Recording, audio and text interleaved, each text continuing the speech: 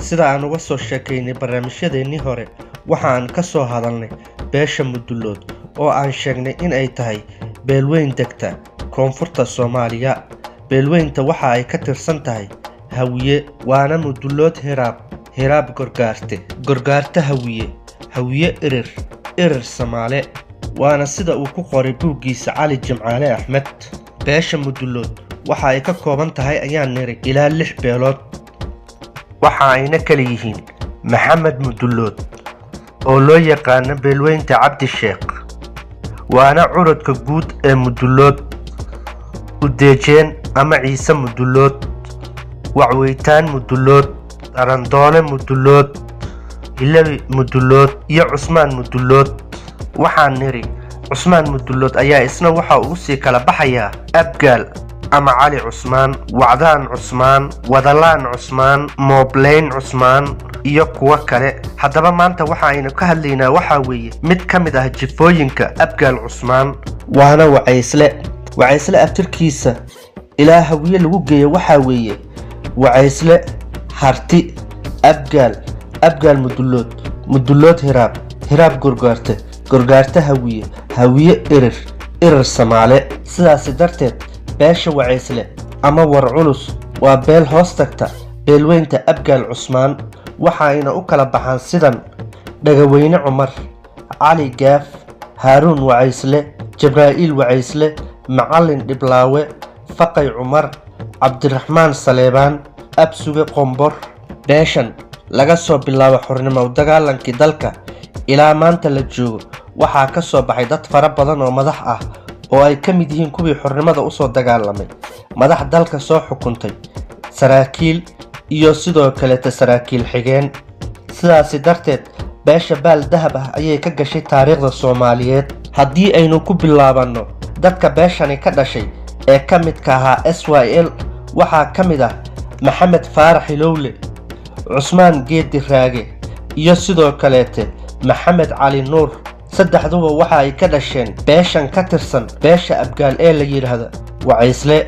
haddii aynu fiirino dadka beesha ka dhashay ee dalka Soomaaliya madaxda ka soo noqday waxaa ka mid ah Xasan Sheekh Maxamuud oo ahaa madaxweynihii ka horreeyay Maxamed Cabdullaahi Farmaajo. sidoo kale waxaa ka dhashay beeshani Thaabit Cabdi Maxamed oo ahaa gudoomiyihii gobolka Banaadir iyo duqa magaalada Muqdisho. haddii aynu fiirino generaalada ka dhashay beeshani waxaa ka mid ah Generaal Axmed Maxamed Tredisho, Generaal Daawud Cabdulle Xirsi, Generaal Salaad Gabeere Kadiye, Generaal Xuseen Kulmiye Afrax, Generaal Cabdulle Barre Qalaaye, Generaal Abukar Xasan Wehliye oo loo yaqaanay Sulalay, Generaal Cali Caraaye Cosoble oo isna loo yaqaana Gacma Dulle. sidoo kale waxaa ka mid ah Generaal Cali Cadaawe Cali Geedow, Generaal Cusmaan Cumar Wehliye Gaas, Generaal Ibraahim Raage Maxamed, Generaal Isaaq Iidow Raage iyo kuwa kale oo aanan halkani ku soo koobi karin. haddii aynu fiirino